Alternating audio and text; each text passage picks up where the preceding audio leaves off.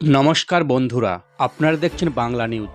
আজকে আমরা যে বিষয়ে কথা বলবো সেগুলি হলো রাজ্যের রাজনীতি, প্রশাসন এবং সাধারণ মানুষের সমস্যা। সব কিছু সহজ ভাষায় খোলাখুলি। ভিডিওটি শেষ পর্যন্ত দেখবেন, কারণ শেষের দিকে আছে সবচেয়ে গুরুত্বপূর্ণ আপডেট। প্রথমেই দেখে নিই আজকের বড় খবরগুলো। ভোটার তালিকা নিয়ে রাজ্যে তীব্র রাজনৈতিক উত্তেজনা। নির্বাচন কমিশনের সিদ্ধান্তে কেন ক্ষুব্ধ রাজ্য সরকার? হাওড়ায় ভয়াবহ আগুনে এক পরিবার শেষ। ঘন কুয়াশার সতর্কতা, আপনি সাবধান তো? কলকাতা গায়িকার সঙ্গে কি ঘটল?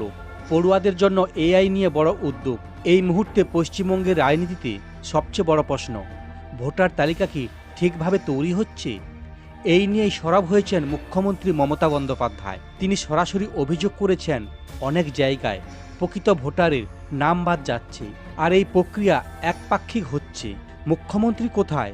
ভোট মানেই গণতন্ত্র, ভোটে হাত দিলে আমরা চুপ থাকবো না। এখন একটা প্রশ্ন উঠছে, এই ভুল যদি ঠিক না হয় তাহলে সাধারণ মানুষের ভোটাধিকার কোথায় থাকবে? আপনার এলাকায় কি এমন কেউ আছে যার নাম ভোটার তালিকায় নেই? কমেন্টে অবশ্যই জানাবেন। এখন আসি নির্বাচন কমিশনের সিদ্ধান্তে। নির্বাচন কমিশন জানিয়েছে ভোটার তালিকা খতিয়ে দেখতে রাজ্যে পাঠানো হচ্ছে কেন্দ্রীয় সরকারি আধিকারিকদের। তারা সরাসরি রিপোর্ট করবেন দিল্লিতে। এখানে সমস্যা বাড়ছে রাজ্য সরকারে। তৃণমূলের বক্তব্য, রাজ্যের প্রশাসনকে পাশ কাটিয়ে এই সিদ্ধান্ত কেন? বিরোধীদের বক্তব্য অবশ্য আলাদা। তাদের মতে এতেই নাকি স্বচ্ছতা আসবে। আপনি কি মনে করেন, এতে কি ভোট প্রক্রিয়া ভালো হবে নাকি বিতর্ক বাড়বে? এবার একটি হৃদয় বিদায়ক খবর।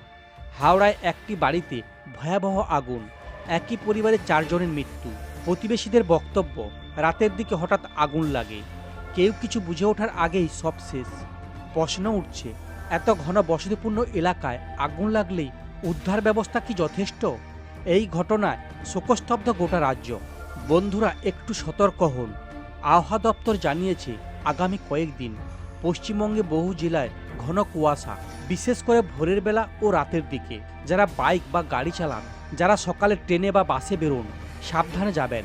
কলকাতা থেকে আসা এই খবর অনেককেই নাড়িয়ে দিয়েছে। একটি অনুষ্ঠানে গান গাওয়ার সময় এক জনপ্রিয় গায়িকার সঙ্গে হেনস্থার অভিযোগ অনুযায়ী মঞ্চে তাকে শারীরিকভাবে আঘাত করা হয়। পুলিশ মামলা নিয়েছে।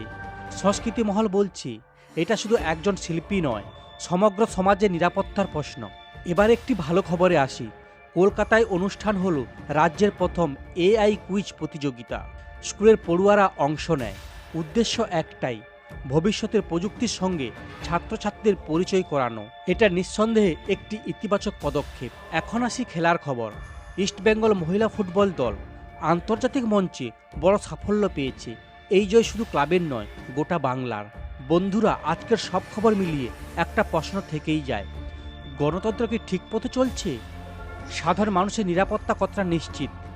রাজনীতি হোক বা প্রশাসন, সব কিছুর কেন্দ্রে থাকা উচিত মানুষ। আপনার মত কি? কমেন্টে লিখুন। ভিডিওটা যদি ভালো লাগে লাইক, কমেন্ট এবং শেয়ার করবেন।